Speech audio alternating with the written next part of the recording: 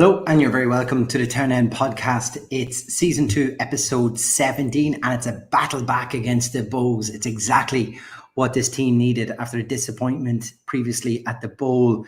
Joining me tonight is Steph McKevitt. Steph, how are you, pal? All good. I'm back from my gardening leave for a couple of weeks, so all good. Back with a win. Yeah, I think there could be a couple of us on that fairly soon. I think we've got one loss in Disneyland and other one who thinks he's in Disneyland. So, Yeah. The whiskey head. what did you make of that performance tonight? Yeah, but like the start was a bit frantic, and then they obviously got the goal. I thought it was poor defending. Like, you can't let someone run across your 6-yard box like that. And look, he scuffed the ball into the path of another Bulls player, and then it's just a shot. Like, but apart from that, I thought we got on top after that. It was nearly the best thing that happened to us to concede, because they sort of let us have the ball then, and I think we dominated them for the majority of the match. We got well on top. I know the goals didn't come till the second half, but it was nice to see that we didn't panic and try and go for broke early and panned out nicely with the 3-1 win. I think, Steph, if we take it back to last week, and we there was awful disappointment after the 2-2 draw.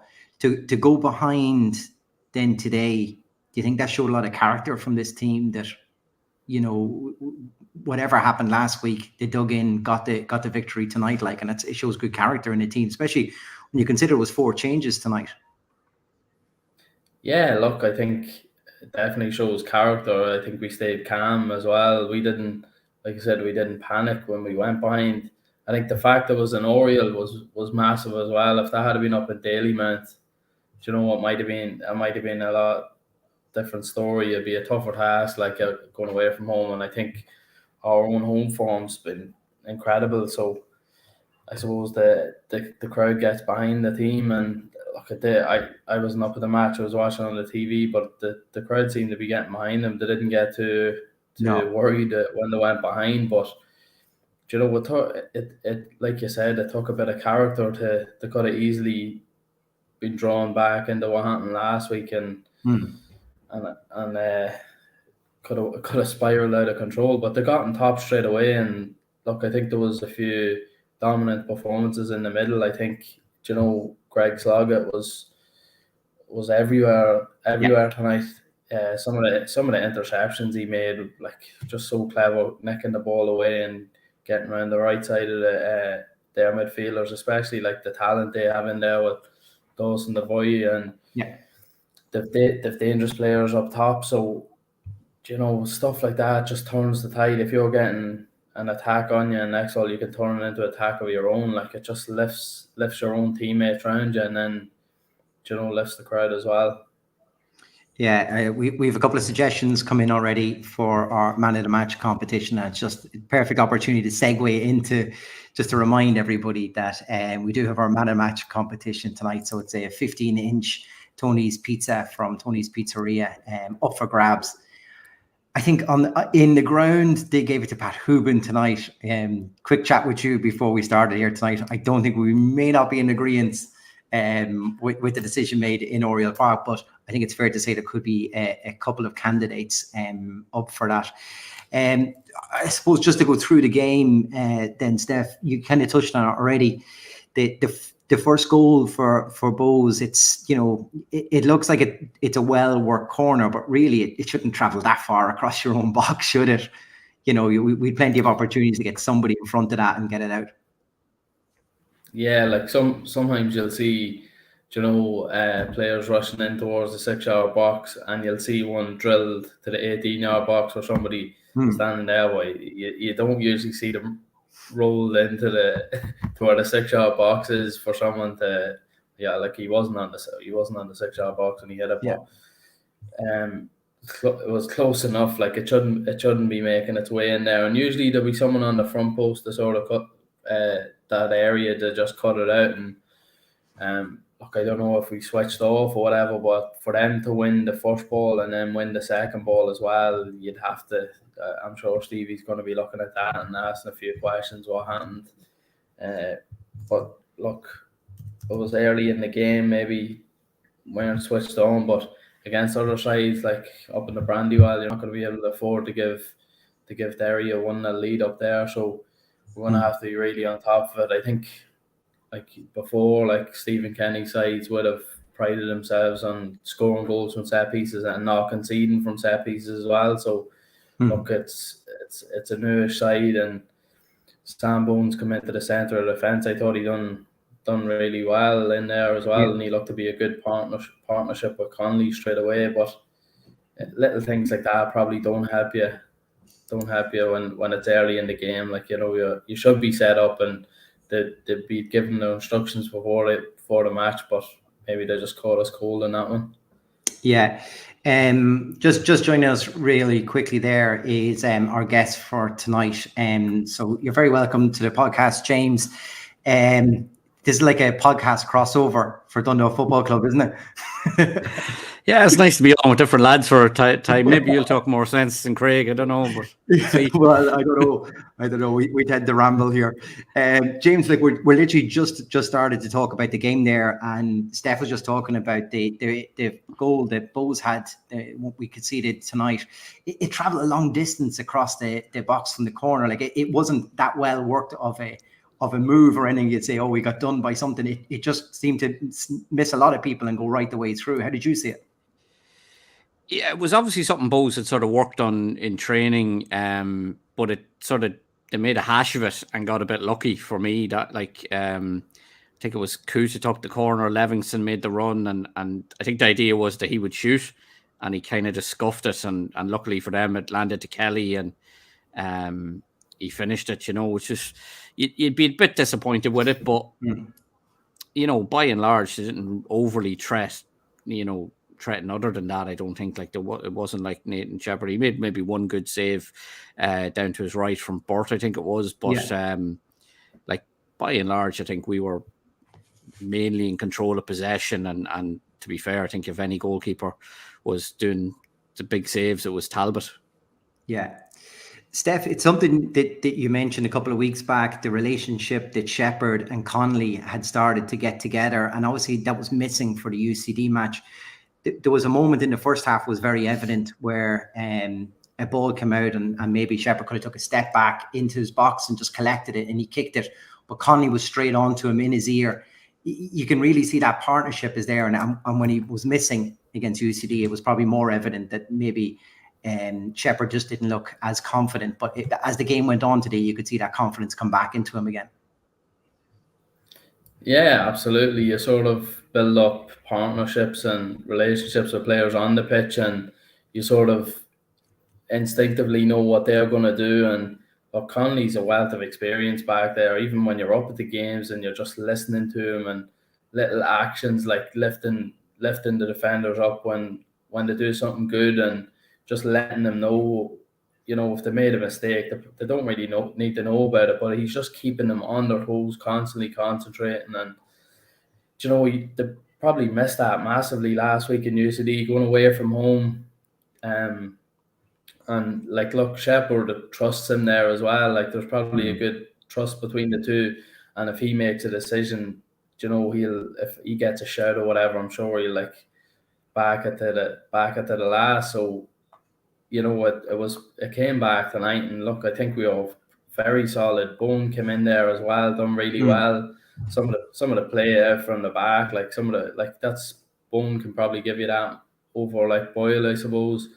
His distribution would be a lot better, and he can pick out a pass. I don't know about them 45-yard shots, but you might want to keep them to a minimum. But look, he's had a few decent efforts in a couple of previous games, so I suppose we'll give him a pass on that one. Yeah, James, I mean, we're coming into that game with I suppose, we know Boyle is suspended. Gartz ends up with a foot injury, and we have a makeshift centre-back pairing, but they seem comfortable enough tonight. Yeah, done very well. Like, I don't think it wasn't a centre-half issue that led to their goal, I think, but you know, so by and large they've done really well. And I thought you have to give a shout out to Lewis McCarry, I think, as well, because you know, the way they lined up with Promise on the left, you know, he's a big, strong lad. He's quick, he's fast, and maybe once I think he got past him, but by and large he kept him very, very quiet to the point I think he was substituted in the end. And he was someone I suppose we were probably really, really worried about going into the game, because I think we all remember the pre-season match where he had a field day against us. But yeah, I thought again, young Macari, and look, Steph will know more about playing right back than I do, but like pace and power, it's no one likes defending against it, but he done really well, I thought, tonight, as well as the two centre halves. So, and listen, don't leave Darragh Leahy out either. He done nothing wrong either. Yeah, to go behind at half time, Steph, and you know, to really, I suppose, do you think, did Skip kind of throw the book at them and just say, you know, we were better than what we were showing, or was it more of, let's be patient, we're playing well enough, and the opportunities will come for us? What do you think? Yeah, I think the fact that how we were playing, like, look, if they had went in and we had the few chances before half time, I thought Talbot was really good. He saved a couple of Kelly's efforts, and you know, if we hadn't been playing that well, I'd say they might have got a bit of a right act read to them, but I'd say he was just reassuring them and keeping them calm, like, just keep doing what you're doing. The chances are coming, so it'd be just a matter of putting them away. And lucky enough, we did put them away, put them to the sword in the second half, and we were so comfortable. Like, it was like, you know, I thought they'd put more of a threat up. I think even we James talked about Promise there, and you know, I think Slug had done a good job at sort of shielding him, and even, you know, picking up the wee clever book and taking him down when he did open his legs and he got the right. Macari got the wrong side of him and sort of bounced off him, and you know, Slug had sort of pulled him out of a hole. He just swung him around like it was a rugby tackle. But tactical foul. He made the right choice, because if he gets into his run, and just looking at the size of him, like, he's powerful and strong, and like James said, you know, when you're a fullback and you're coming up against that, Macari done really well, I thought, throughout the night. Yeah, James, look, I suppose we got ourselves back into the game relatively quick in the first half as well, and it's another goal for Pat Hoobin, you know, and he's I suppose he's one eye on this record that he's chipping away at game by game. But look, it's important for us to get back in at that time, because I think the pendulum had swung in one direction and it was all us, wasn't it? Yeah, and I think, like, just before half time, I think it was getting a bit desperate. Like, I think Bradley took a shot on that probably shouldn't have, and Sam Bone tried to score from nearly the halfway line. And, you know, I think a combination of that, and you used the word patience, you know, which I'd imagine Stephen O'Donnell was saying to them, you know, but they didn't have to wait long then, and they're back in it. And I thought from that point on, you know, we probably looked the more likely to win it, because I thought we did have the most of it, most of the possession and most of the chances. Both were pretty poor tonight, in my opinion. You know, I don't know how they went up to the Brandywell and got a point last week based on that, but look, we can only beat what's put in front of us, and that was a great start to the half, you know, to do it. And he's only 10 away now from the record, you know, which is, you know, good for him. You know, it's just 7th goal of the season already, so he's flying, like, and his all-round play tonight was brilliant again. You know, the way he brought people into the game. And I know we'll talk about the second goal in a minute, but even his footwork in the build up to that as well. I know it was more about Wardy in the end, but it's he was very good in about that too. Yeah, I don't know if Wardy would be happy we had taken away from that pass, the way to pass in on him, Wardy being Wardy. But just before we get to that, it was another time, Steph, where Skip was brave to make the substitutions when he did as well, to really put some impetus into the game. And I think Flano has just talked there about, you know, how much sharper we looked in the second half, and to beat the press and the work rate off the ball. It was night and day compared to definitely the latter end of the UCD match. But, you know, you could see the intensity had changed. Wardy had come on again. We talked this how many times already this season, and we're not that far in, but Wardy coming in, and suddenly there's a different tempo to our performance, and he's the one who can pick the pass, and then, you know, it leads to that second goal, and it's just perfectly waded through, wasn't it, Kelly?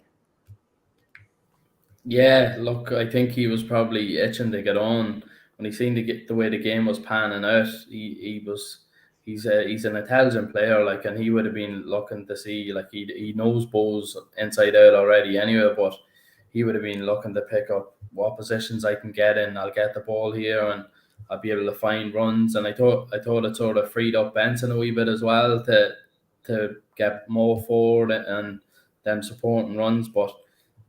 Doyle plays a lovely ball into him as well, and just I don't know. There's not many people in the league who can see that pass he sees, and it's just another moment of brilliance again from him. We've seen it a few times this season, and then obviously O'Donnell's substitutions, like he's put on Ward and Joe Martin in the Shells match, and there's been one or two other instances throughout the season where you sort of seen, he must have an eye for a substitution, or a feeling that he gets that, we need somebody on who's going to unlock it. And look, it's just lucky we've the players that can come on and have a massive impact like that. It'd be interesting to see. I'm sure James probably has a few stats up his sleeves of, substitutions having impacts on like goals and assists and stuff like that. So if not, he's scrambling now, Steph, for it. Yeah, I might have put him under a bit of pressure there, but don't I'll go down a rabbit hole and it'll be Sunday and I'll still be looking. There'll be a pull-out piece in the Argus next week. yeah. But look, it's for the goal, it's been excellent, and then I was just relieved Kelly just slid the ball off to Benson to put it in instead of because Talbot, I don't know, he just everywhere he seemed to guess the right way with Kelly and pulled off some very important saves from him, especially in the first half. But just to get ahead, then it's just we never looked like we were going to be caught. Then that didn't really cause us much trouble. Yeah, and James, on the press box during the week, you were, I suppose, critical of Robbie Benson in the way he gave away the penalty more than anything. Just being, the wrong side and the ball nowhere near him to go and get a goal back tonight. He really kind of cemented over that previous performance and said, right, we go again. Yeah, look, last week, I just thought when you put someone like that on, for me, it was the right thing to bring him on, but I don't think he ever really did what you expect an experienced player to do when you're down to 10, which is slow it down and take the sting out of it at a time and just get things moving. And then to give away a penalty was disappointing. But like, that's what good players do when like every player is going to have a setback at some point. Yeah. But the good ones bounce back. And that's what he did tonight, So that doesn't surprise me about Robbie. And I think it's a big moment for him because like that's, we all know he's the sort of player who can get you goals from midfield. There's the first one now for Dundalk. Ironically, I was looking at it, it's 6 years today. He scored his first goal for Dundalk up in Finn Harps in a 7-0 win. And so he got his first and his second. I'm delighted you just pulled that out for him. Yeah, so... But no, like I think it's a big thing to have like the way that, because he has gone close at times this season, and I remember talking to him about it early on, and he was probably disappointed not to have scored before now. But I mean, there's the first one, and sometimes that can set off a run. And ironically, like you look at the fixtures next week, like we're playing Derry, we played Finn Harps, and he's a great record against both teams, and sometimes that can be what you need, because there's very few midfielders in this league, maybe outside of Shamrock Rovers, who can, get you maybe 8, 9, 10 goals a season. Maybe that's a bit much to ask from, but I definitely think he has that ability. And if he can start adding to, like, to be fair to Hoban, he's a decent return. And I think if he can get that off someone like Robbie as well, you'll win more games than you lose. Yeah. And James, just one other point on that goal, because I think as part of our nearly all our reviews at the start of the year, we were talking about Dan Kelly and just saying that there's potentially a fantastic little player in there, and that his ability is there. We just were looking for more in the final third in particular. But he's really, really stepped it up this year. He's contributing goals, and he's more assists coming through and everything this year. It's night and day. This is really what we thought we were hoping to get from Dan when he first signed from the club, isn't it? Yeah, look, I don't want to be hammering Dan or anything, but like there's a frustration about him because we all, and it's because we rate him so highly, and we all know what he can do. There's been times this season, even though he was getting goals, I just felt myself, and maybe I'm wrong, he was lacking confidence a little bit, because there's times where he'd get the ball and you never fancied him to beat the fullback. He'd run into him more often than not. But throughout tonight, and look, we can only judge it on the most recent performance, he did that. And he did that last week as well for the penalty, to win it up in UCD as well. So hopefully that's just what he needs, to get that bit of confidence up. Tonight was a lot better, I thought, from him in that regard. I know he has got goals this season, but I think tonight was his 150th career game. I don't want to be throwing out stats, but that's a decent return where you're not a young player anymore. You want to kick on, you want to do more. And like we are a sort of, a bit of a young team, but he's someone who can definitely, like, if he can, build on his early promise, I think we've a hell of a player, but he just probably needs to do it more consistently. Steph, something we're starting to see as a characteristic maybe of this team is goals coming from different areas of the pitch. We think of how reliant we've been on Pat Hoobin down the years at this club, but we are seeing contributions from the middle of the park. And at the start, obviously, we had Bradley on his little scoring streak, but now we're seeing the likes of Benson, Doyle with a goal today now as well. So it's excellent just to see goals from different players. We're not too reliant, we're not one dimensional like that. Yeah, like even if you're playing a team and the goals mainly come from one player, if you see they're not really playing that well, it can sort of bring a team down as well. But when there isn't that reliance on that one player, then, and there's other people chipping in, it's sort of, I find a team can be a lot more calm about it, and it might come from a different source as well. So look, Doyle's after scoring 2 and 2. I know they're deflected shots, but look, he takes them on, and if you don't shoot, you don't score. So look, that might lift him up as well. There was sort of a lot of talk of him in pre-season, and he was going to, be one of the main men in midfield, and it hasn't really just clicked for him just yet. But look, we're seeing glimpses of it here and there, and I think he's excellent on the ball, and he's progressive, and he's a nice left foot in him. So scoring goals like that's gonna give him the world of good.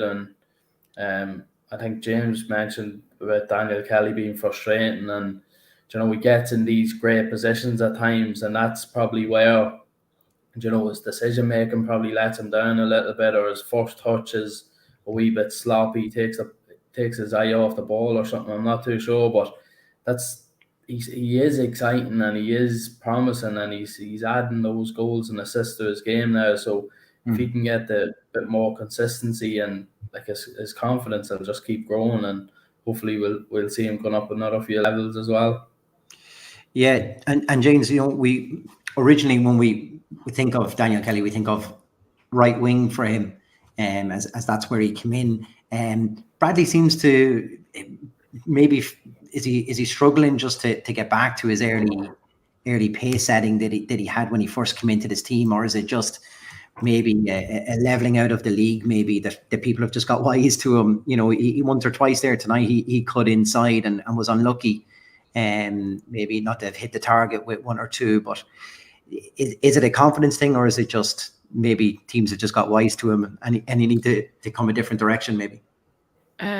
Probably a bit of both. Like, to be fair to him, he obviously started really well. Like, I don't think anyone believed he was going to keep that up, but like it's been a bit stop-start for him since, because he got the Player of the Month award, then he got an injury which saw him miss a game or 2. He came back in, and there was the red card, and he's just been a bit in and out since. Maybe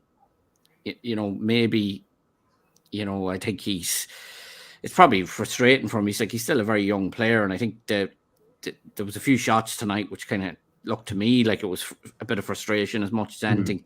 Maybe that's something that comes with maturity. You don't maybe take them on and to try and play your way into into a good position, because he does have the talent, like, you know, in terms of his ability to beat people and his close control and all is definitely there.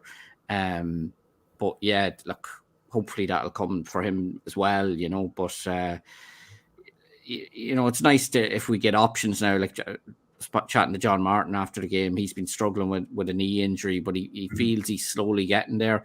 Obviously put on very late again tonight, but like, I think he's an option for the right wing as well when he comes in. You know, John Mountney, we're still waiting on him to come back, is another option for the right wing. You know, you can play Kelly there if needs be. So, you know, there's competition now, and you know, we mentioned like Wardy, for example, coming on tonight, and I thought he changed the game when he came on. We do actually have options off the bench, you know, which is, I think it's something we lacked last year. You know, I don't want to compare this year and last too much, but when it was kind of like when it wasn't going for us last year, you're like, right, what do we do here? Like, you know, like there was very little faith that you'd put someone on and it'd make a difference. I think we have that now. Like, even, look, he hasn't got a goal this season yet, but Dave McMillan's not a bad man to be putting on if you needed one either. You know, so like it is, you know, okay, it's a smaller squad, it's a tighter squad in terms of budget, but like, you know, equally you look at Bows, who are probably roughly at our level tonight, and like, there wasn't a lot of game changers on their bench. We had a few. Yeah. And Steph, we'll go around the house, I suppose, in a little bit for the man of the match competition. But for me, someone who had a real strong game tonight was Greg Sloggett. And, you know, it's a player who, once again, has a lot of potential, and we know that.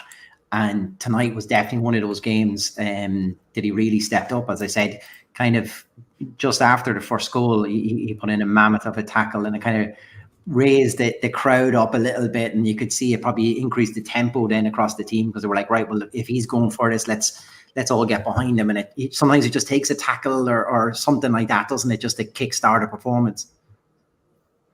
Yeah, sometimes you just need a tackle like that. It lifts the crowd, lifts all the players around them, and you know, it's setting a standard and putting a marker down and saying to whoever you're playing against, look, you're not going to have an easy night here tonight. And it totally has a domino effect on the rest of the team. Like, you know, if he's going to be putting in this shift, I'm going to have to match him here. So yeah, I thought he was brilliant. Some of his interceptions and reading of the game was excellent. He seemed to be everywhere.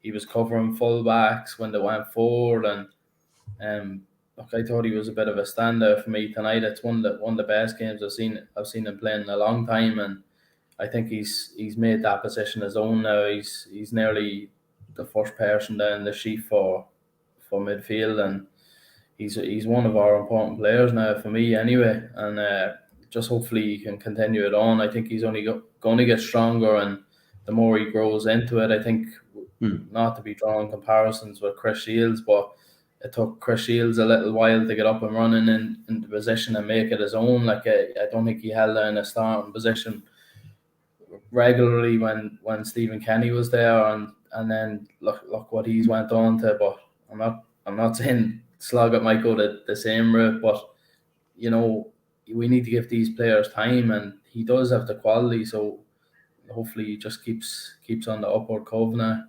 Yeah. James, what did you think of Greg tonight? Yeah, very good. And I think in to put it in a bit of context as well, and I think this is where we sort of went wrong last week. He was pulled out of the middle last week and put it right back. Now, I know we were a man down, but like, we still had the option of playing McCarry right back with Garts and Bone as centre half. So like, maybe that annoyed him. I don't know. I didn't ask him. I haven't been speaking to him or anything, but like, you know, he definitely stepped up tonight. And like, again, you go back to the games against them would have troubled us. The likes of Ali Kut was a real handful. Really wasn't in the game tonight. A lot of that was down to Greg, I thought. And you're right. Like, he played very, you know, it was a team game, even like that, taking the yellow card for the promise. That's clever, you know, and what he needs to do now is sort of build on that. Like, just very good tonight, but again, do it next week, do it the game after that, you know, make it a kind of, because that's what we had. Like, unfortunately for him, and anyone in that position, I suppose, you're going to be compared to Chris Shields.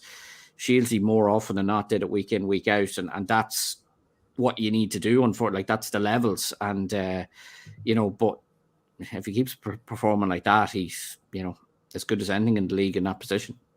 Yeah, I think we're going to have to stop to talk about slog it, lads. It's running away here in a man of the match competition. Otherwise, and Flannel's sniffing around for a pizza, I think. James, I'll come to you on this point in a moment, because I know you touched about it this week on your show. So, Steph, I'll come to you first on this. We seem to maybe running into maybe it's going to become a bit of an issue. Definitely in the coming weeks, shall I say? But the loan signings and the question mark over, I suppose, whether we're going to have these guys past the June-July point. It's the issue, I suppose, and the problem, and it's the dice you roll in the loan market, that if the players play well, there's always a chance that their host club may want them back, or may want them for a different challenge at a different level. But it's also testament to how they're performing currently in this team, isn't it?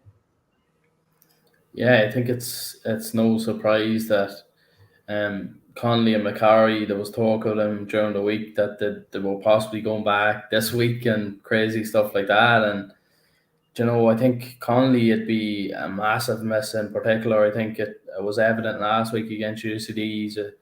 He's a real leader at the back there, and when he came out, then we conceded 2 goals poorly, in my opinion, last week. That probably would have, like, I'm not saying Benson wouldn't have fouled them, but the organisational leadership would have been there at the back from even stuff like that. So I think he'd be massive miss. McCarry's done really well. He's been solid, and I know he was switching from left to right at the start, but he's really made the right back position his own. And if he's fit and available, he's playing, like, and he's snuffed out a lot of talented wingers in the league and he's gone forward the other way as well, set up a couple of great crosses for assists and things like that. So that, like you said, you take a chance when you bring people in on loan, and if it works out, 9 times out of 10 they probably go back to their own clubs. But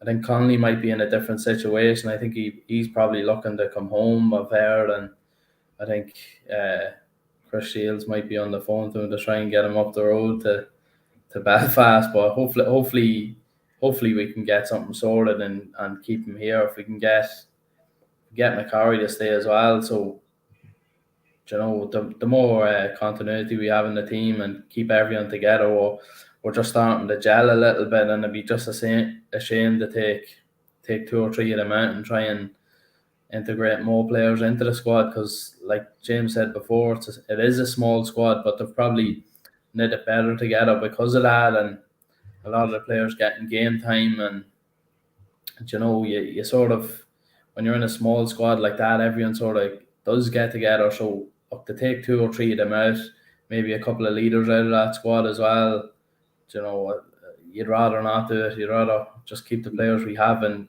keep improving week on week. Yeah, James, look, we're victims of our own downfall possibly on this, because they got, some of the guys have been performing so well.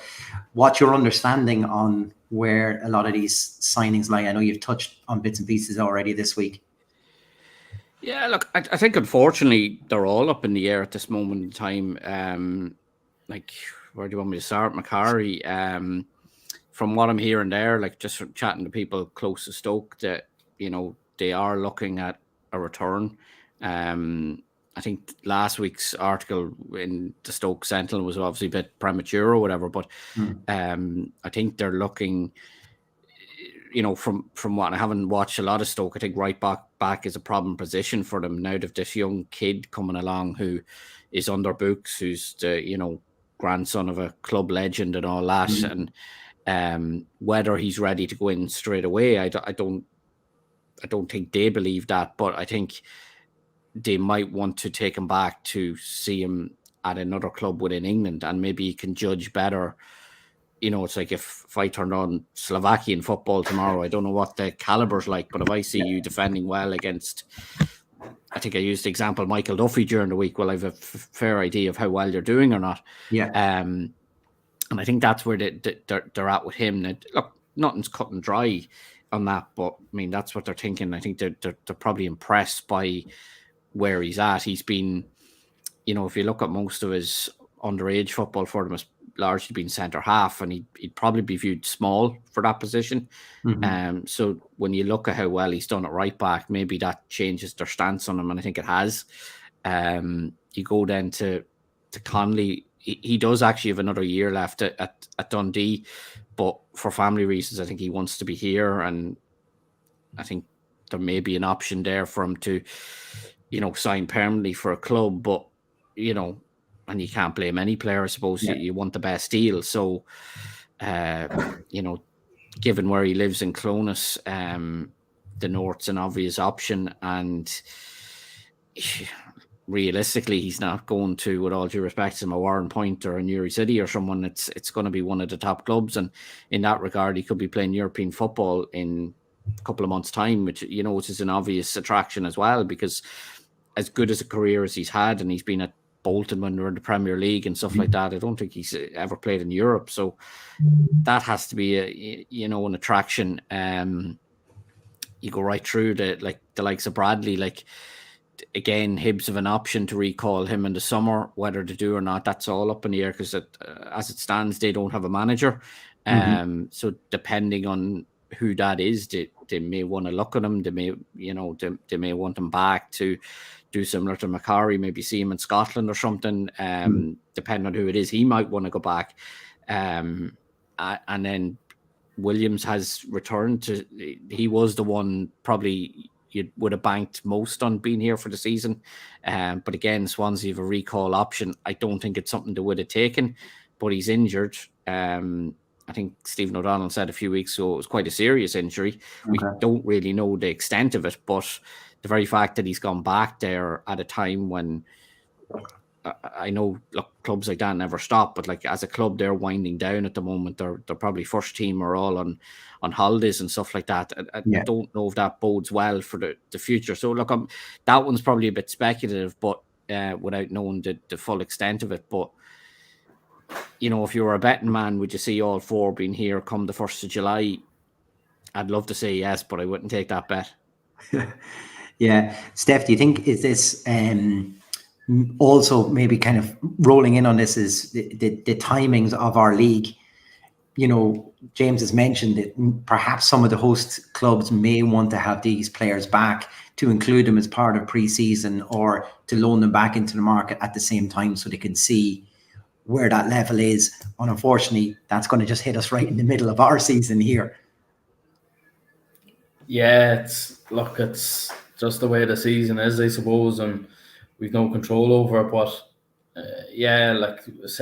that's wet loan deals. You're just borrowing them, so the clubs obviously have the options to recall them, and certain managers coming and going. Like someone might come into that Hibs position and really fancy Bradley, look at his first 3 or 4 games that he's played with us and think, I'll get him going over here in Scotland and stuff like that. So, the likes of the Stoke one, he could easily go in at a lower level championship club or a League One club and see how he fares there. If they're thinking of him going in as a right full, maybe hopefully they see the other side, and if he's getting first team football guaranteed with us, I might just work out better just to leave him for the season. But then, they're going to be going back in the middle of their season as well. So, yeah, I suppose we don't really know with these sort of things, and it is a big chance when you get loan deals. But I think with Stevie coming in, the time he came in, I suppose he could get a bit more quality if he went for players on loan just to fill in the gaps he was missing. So, you'd like to think if there's question marks over them 4 players, that there's a replacement ready to, if not ready to go, that they have 2 or 3 players for each position in mind, and start if it's words coming through that they're going to be going. I presume they'll be the first to find out, and they'll want to move on it sharply to get players in to replace them. Like, but the Yeah. way they've been playing, so, like, I thought Williams was an excellent addition, and it's just a pity he's picked up that injury, and hopefully he recovers from it well. But you know, with him gone already, then you know you don't want to miss the other three. Yeah, yeah. And James, look, I before we get into our man of the match competition, I suppose there's a certain history now of this new ownership choosing the right sort of players when they brought these guys in, and you'd be hoping if we do lose them out that we're able to bring in the same kind of caliber of player, but also the same characteristics, and because they seem to have fitted in quite well into this team, haven't they? Yeah, look, I think to a man, you'd be sad to, like, I think the biggest compliment you can give to all of them is you'd be sad to lose any of them, you know, from your squad. You know, we've had players in the past that, you know, even go back to maybe the good times, you're not sorry to see them go, or you'd forget about them nearly in a few years. But like, but then every squad can get an Acheran or something, you know, you're like, oh no. Yeah. Look, but like, you know, and I think Connolly in particular, because his organization and leadership and what he gives you, I think is vital. And you know, actually, people wouldn't realize he played with an injury tonight, because with Garts out and Boyle out, he probably had no option, and you know, you wouldn't have known it by looking at him. Like, it's only, I was saying it earlier, it was a year ago yesterday he did his cruciate ligament out, and like, he was back playing in September, like, just an absolute warrior of a man, like, you know. So like, him in particular, I think would be the biggest loss for me, because look, the others have all done well to a certain extent. Maybe Williams hadn't fully got going, although I really like him. McCarry would be probably next on that list, but again, you've maybe John Mountney coming back who wants to play fullback. Mightn't be the worst thing, but yeah, you know, to be fair, and again, if we do need to replace them, the scouting has been, you'd have to say, pretty good. You'll come back to even what Stephen O'Donnell did at Pats, bringing in the likes Alfie Lewis and Vidislav Jaros and that. I don't think he's had too many duds, to be fair, when he's looked at it in that regard. So yeah, you'd like to think that they can use their links and get good talent in. And again, you know, there's now, I suppose, a blueprint there where Dundalk can turn around to clubs and say, look at these four players, and if 2 or 1 or 3 or whatever it is are taken back, you can say, well, look, these guys prospered here and they're going back to their club as better players, and then, you know, it's a selling tool for you in terms of getting more in, at least for the second half of the season. You know, long term, would you like to have them signed up? Of course, but if a good player's there, you'll take them. Yeah. Speaking of good players, Steph, it's time for Tony's Pizzeria. Pizza giveaway tonight is to pick our man of the match. Lads, this is a landslide in one way, and if it's not anonymously gone that way, I'll be awfully surprised. Steph, I'll start with you for your nomination. Yeah, look, I think there was a few in the hat. I think Connolly obviously was one, especially. That's even more impressive, hearing that he played with a bit of an injury, and you know, he got a boot in the face at near the end as well, and he sort of just shook it off. Benson gets a goal and an assist, but I think we've talked about him enough tonight. Greg Sloggett, I thought he really was like a leader in that team tonight, and you know, drove us on from the middle, made some important blocks, and you know, read the game excellently and really drove us on, particularly in the second half. Start of the second half, he really drove us on from the middle, and you know, I thought it was one of his better games. So yeah, I think I'm gonna go for saxophone Sloggett, man of the match. For you, James. Yeah, look, I agree with pretty much everything Stephen said there. Like, you know, it's hard to go against him. Like, you know, it's a nice problem to have when, you know, as Stephen said, you could maybe half a dozen you could have given it to tonight, but I think for me, Sloggett just edges it, you know, for what he give you, you know, and he was kind of the heartbeat tonight, you know, and there was plenty around him playing important roles, don't get me wrong, but I think he made us tick. Yeah, lads, I'm having a quick scan through, and I'm thinking well over 10 for just Sloggett alone. I would give it to Flano, lads, but I'm not too sure on his current diet if he'd be allowed to have pizza. He might have to do a couple of workouts just to get that off. So I don't want to do that to him for it. So I'll pick one at random here. So Amy Rose, just middle of the road there. It was right in the middle of the windows. So congratulations, you're a winner of our Tony's Pizzeria 15-inch pizza giveaway. You don't get this in the press box, James. No, I'm starving. You can't pick it when you come on, unfortunately. So Amy, we will let Tony's let them know that you're a winner tonight, and you can go in there and claim your pizza at any stage. Don't let that meaning fella rob all the slices on you, Amy. I don't know. He's still wondering about Border Legion. I'm worried about him. Yeah, no comment.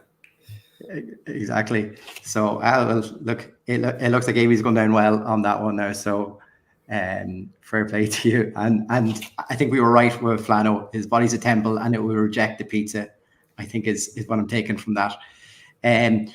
Looking to next week, lads. The Derry match now, after I suppose they lost tonight for them in Tallaght Stadium.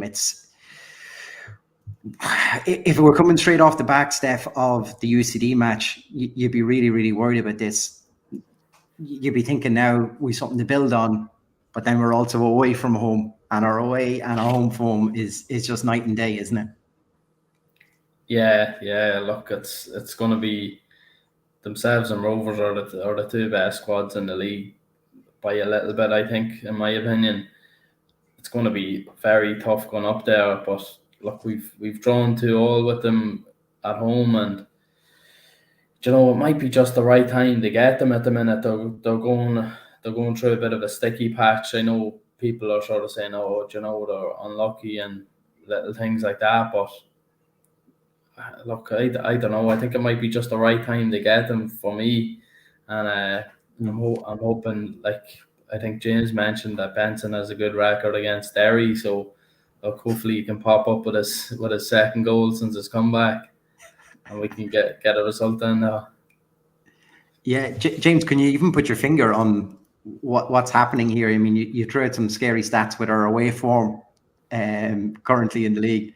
It's a record that we need to get rid of, and we need to get rid of it fairly quickly, don't we? Yeah, well, I put my finger on the wrong button there a minute ago anyway, but look, I don't know whether it's a confidence thing. It's real Jekyll and Hyde stuff at the moment. Like, I mean, going to the Brandywell trying to get your first win probably is a away win isn't probably ideal, but like we need to sort of break it at some point, and what better place, I suppose. But yeah, like you come back to the start of the 2021 season, it's 4 wins away from home in 25 league matches. It's now 1 win in 18 in come back to the draw of the game at the end of last year since beating Levadia. Like it's really, really poor, and I don't know how much you should bring into last year into it because of there's obviously been change of personnel, change on the sideline and all that, but like there's still a core there that if I'm Andy Boyle, Patrick Hoban, Greg Sloggett, Daniel Kelly, it has to be annoying you. Even I know he was injured last year with Brian Gartland. Like these are guys with a lot of pride, and we just seem to be a different side away from home. Like we mentioned Daniel Kelly earlier. Like, I mean, just using him as an example, like Kelly is 16 league goals for Dundalk. Only 1 has been away from Oriel Park. Yeah. Like, if that's not a sort of a minor example of where we sort of are a different side away, I don't know what it is. But look, we need to get over it at some point. I'm glad I'm on for a home match rather than an away game. But look, you're right. It could be a good time to get them. But having said that, it could be a bad time either. Maybe like they're under big pressure now to maybe bounce back. I think, look, I know they won tonight, but like Shamrock Rovers have UCD next week, so you're looking at that and saying, don't think you need to be a genius in betting to know who the favourites are there. That Derry kind of need to get 3 points on Friday to kind of keep pace with them. Otherwise, does 7 points become insurmountable even at this early stage? I don't know, but to stay in the race maybe, but they're missing a few, like including a few of our old, like Duffy and Fats, like at the moment. So like, yeah, maybe it's a good time to get, but we need to take the sort of approach we had sort of second half tonight, second half draw into it. We've just struggled to do that away from home. Like, I mean, I'm just thinking back over the games. Maybe Shelbourne's the only one you'd say, well, we really should have won that. Yeah. Which is a poor return overall, but hopefully next week's the one to do it. Yeah, Steph, can you put your finger on really, like, that sort of inconsistency? It's kind of hard, and sometimes even when you look at our play and our games, if you take them, like, you can even have, if you take it tonight's match, even like first half, second half, there's a difference in performance there as well. Is that all part of the same issue, do you think? I don't know. I think it's probably like we're just coming together as a new team, and we're inconsistent. We're trying to find ourselves, and look, I don't know. Maybe if we start off poorly, we don't seem to recover or something like that. I don't know. It's hard to actually put your finger on it, because when you're there watching the games, and we're going through bad patches, like we look really poor. Even in the first half at home against Shells, like when we were up at that game, maybe I think it was the Shells game, and like it was just nearly a non-event the first half. Yeah. Like, but it's like, I don't know, it's sort of just the inconsistencies of it. If we can go in with the right mindset, the mindset of tonight, and be patient, get the ball moving.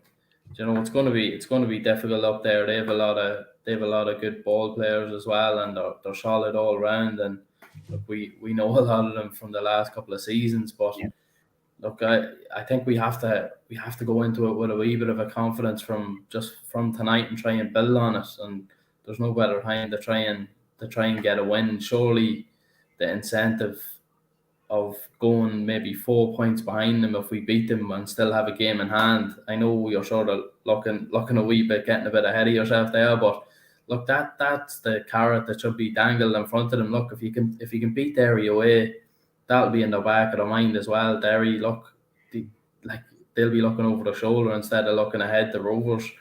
So I don't want to go down the Johnny Ward path of saying Rovers are gonna run away with the league, because look, it's took a total swing in the last 3 weeks, or even shorter than that. Maybe in the last 2 weeks, it's taken a big swing. So, look, I think this is the first time Derry's been put under a bit of pressure, and they're not really coping with it too well at the minute. So, hopefully, it can go on for another week longer. Anyway. And if you had to name your colours to the mast, Steph, what would you? A result? Yeah. Yeah, I think we'll come out with a 2-1 win. 2-1. Optimistic. You need to put people on the spot on this show. What are you thinking? For me? Yeah, sorry.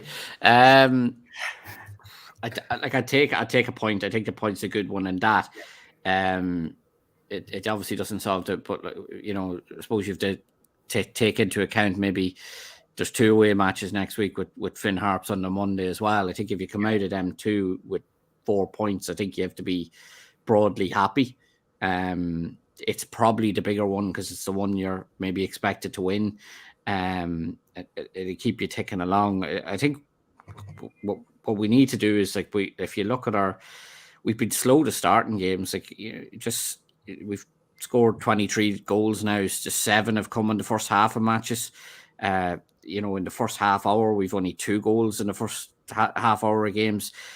Like, we're not conceding a lot in the first half. So if we can sort of get at teams early, maybe get an early goal, it could make a big difference, give us the confidence to go on, because to be fair, we're not leaking too many. No.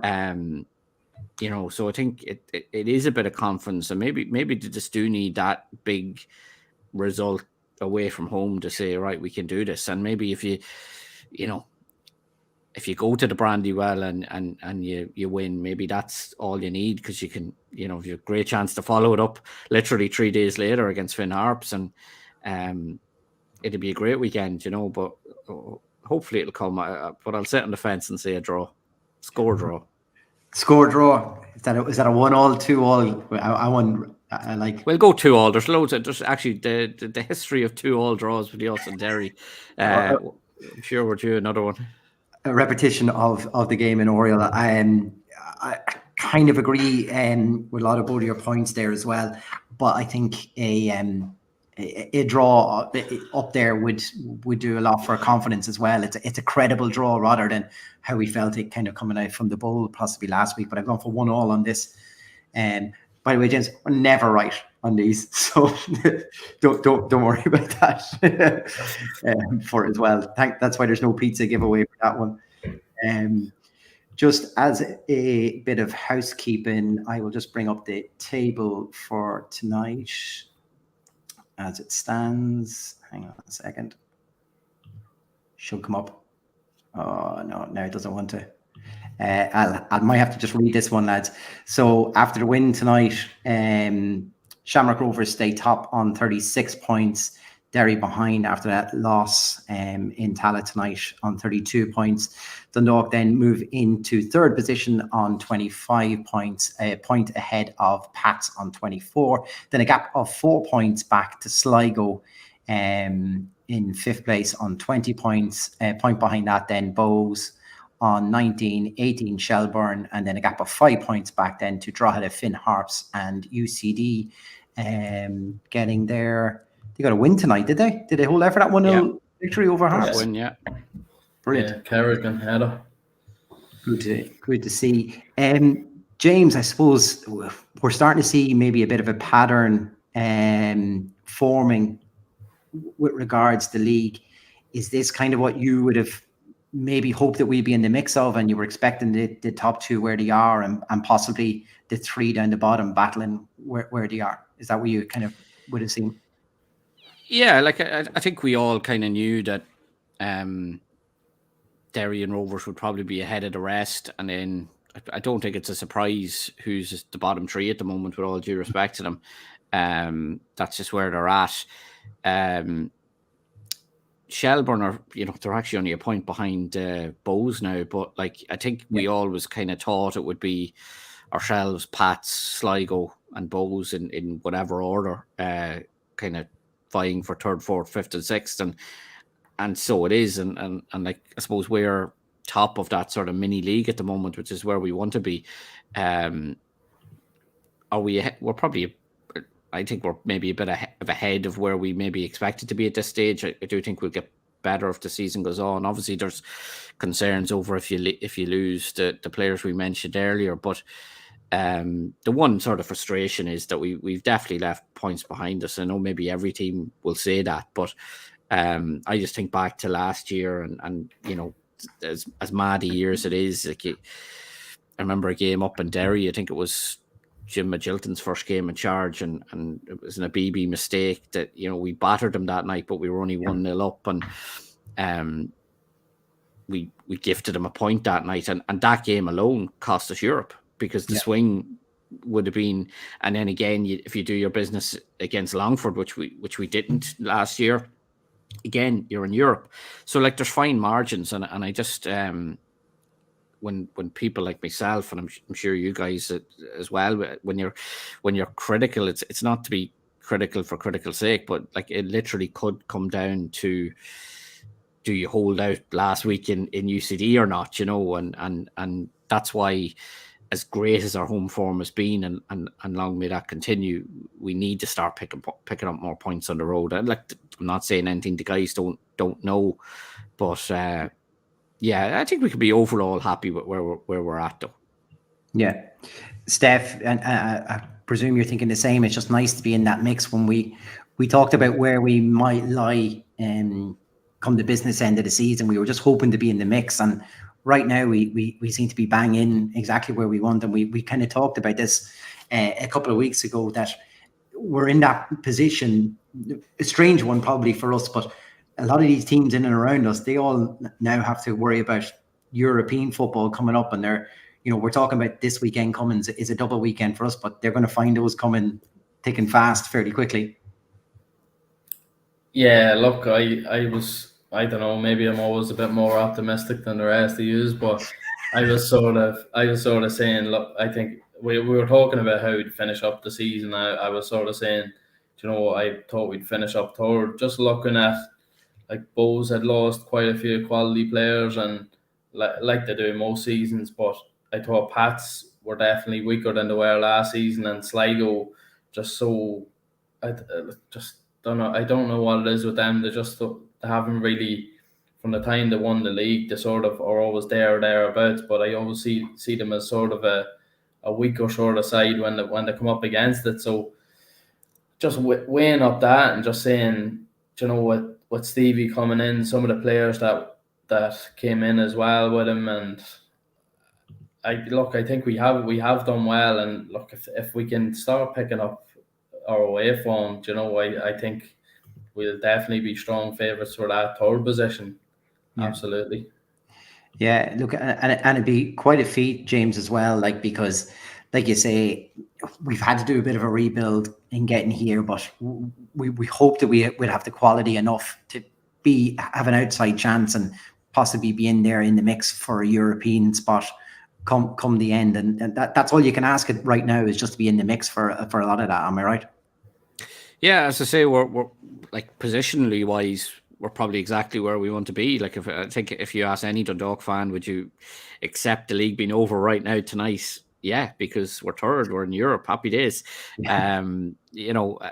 Again, when you're being critical, it's only because I'd like to be maybe a couple of points clearer than we are in that position. But for me, the key difference for us is, I think we've leaders. Like, you go through it, like Conley, Boyle, Benson, Hoban. Like, there's others emerging, obviously, at times. Like Sloggett was that tonight.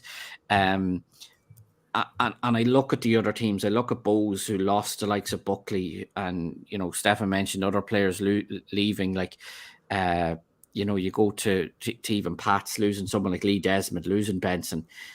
I know he hasn't played yet, but we've all heard how great John Mountney is in the dressing room, and what he'll bring to us when he comes back.